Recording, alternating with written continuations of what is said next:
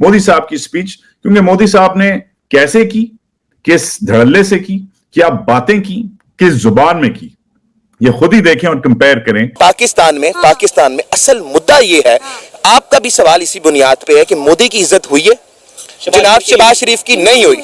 The point is that कि उसको पाकिस्तान में इस वक्त नहीं पसंद किया जा रहा। एक अच्छा स्पोक्स पर्सन जो एक्चुअली अपनी कौम को, जैसी भी उसकी कौम हो और वो जैसा भी हो, रिप्रेजेंट करता है, तो फिर दुनिया कैसे उसकी जय जय करती है। जरा मोदी की स्पीच सुनिए। Friends, success of humanity lies in our collective strength, not in the battlefield. क्या मैं देख रहा हूं भारत में, और फिर हम पीएम की विजिट की बात करते हैं, एक सेल्फ कॉन्फिडेंस अनबिलीवेबल। मैं तो समझता हूं कि नरेंद्र मोदी हर भारतवासी के लिए जामवन है। हमारी ताकत उसने हमें याद करा दी है। इंडिया एक्चुअली कोशिश कर रहा है कि उसे यूएन सिक्योरिटी काउंसिल में एक परमानेंट सीट मिले।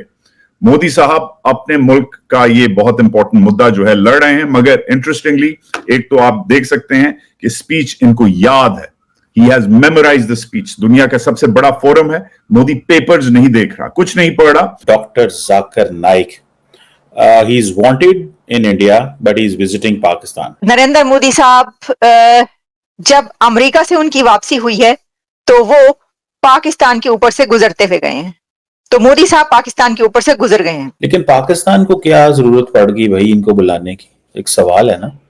ठीक है, और मैं तभी उनका एक वीडियो पैगाम भी देखा जिसमें वो लोगों को कह रहे हैं पाकिस्तानी बड़े एक्साइटेड हैं। आपको पता है कि लास्ट टाइम जब मोदी साहब का तैयारा पाकिस्तान की एयर स्पेस में एंटर हुआ था तो उधम मच गया था पाकिस्तान के अंदर। जैसे भी हैं मोदी जी, जैसे भी हैं, and I am a big critic. देखिए कितने साल तो उन्होंने वीजा नहीं दिया नरेंद्र मोदी को अमेरिका, लेकिन जब वो प्रधानमंत्री बने उन्होंने बोला चलिए मैं तो जाता हूं। क्योंकि क्या ऑब्जर्व किया आर्टिकल 370 के बाद और आर्टिकल 370 से पहले। मैं सबसे पहली बार 2014 में गया था कश्मीर के अंदर कि जो पहले लोग इंडिया का नाम लेने से तो टेढ़ी निगाह से देखा करते थे थोड़े मोस्टली लोग, लेकिन इस बार तो ऐसा लग रहा था जम्मू श्रीनगर में नहीं घूम रहा हूँ मैं, जयपुर में ही घूम रहा हूँ मैं। और जो वहाँ की आवाम है उन लोगों का तो रवैया बिल्कुल चेंज हो गया। इसके पीछे एक चीज है, उनकी तालीम और लॉ एंड ऑर्डर, ये दोनों चीजें आपके किस रेडार पर ही नहीं। और मैं कश्मीर के अंदर गलियों में गया, लाल चौक पे भी गया, लेकिन और कश्मीर बहुत खूबसूरत है। कश्मीर को बर्बाद करने में पाकिस्तान ने कोई कसर नहीं छोड़ी है, लेकिन हमारे मोदी जी ने आके वापस से कश्मीर को जन्नत बनाना शुरू कर दिया है। और मिडिल ईस्टर्न कंट्री विशाल साहब वहां पे पैसा लगा रहे हैं। मुझे तो ये एक चीज और पता चली कि वहां पर काफी कश्मीरी भी परेशान होते थे क्योंकि वो जबरदस्ती बंद का आह्वान कराते थे। अगर वो बंद नहीं करते थे ना तो आप यकीन मानोगे पत्थरबाज उनके ऊपर भी पत्थर फेंका करते थे। अभी ये मौलवी साहब जो है ना ये पाकिस्तान की जड़ों में बैठ रहे हैं, मतलब वो अमन के कुछ ज्यादा ही कबूतर उड़ाते हैं। आप बताओ कि आपके बोलने से अमन हो नहीं पाएगा ना। आपके जो बड़े एंकर है वो तो जंग की बातें करते हैं, आपके पीएम है वो भी एटमी पावर की धमकी देते हैं। तो झूठ जो है उसकी बुनियाद पे पाकिस्तान की स्टोरी बनी है। ये बात पाकिस्तान की यूथ कुछ पॉजिटिव सोचने लगी है। अब पाकिस्तान की यूथ में मैदान भी बन रहे।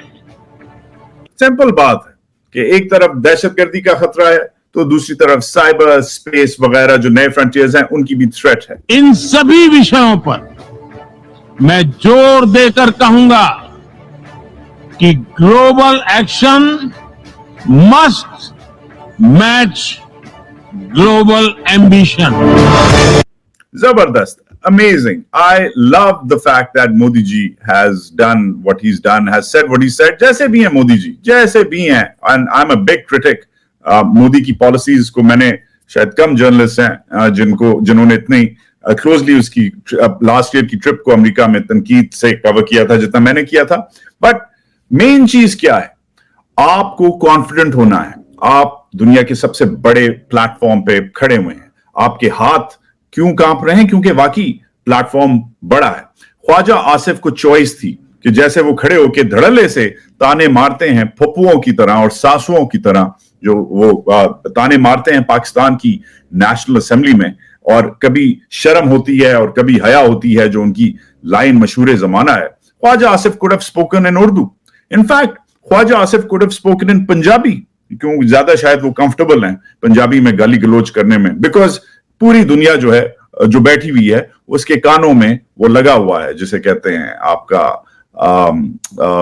जो इंटरप्रिटेशन का एयर पीस लगा होता है, मगर बिकॉज प्रेपरेशन नहीं है, एक ऐसी jargon laden speech, SDGs, ODGs, TREs, PPEs जो किसी को और समझ नहीं आनी, आपके पास भाई, you are not there as a diplomat, you are there as a leader.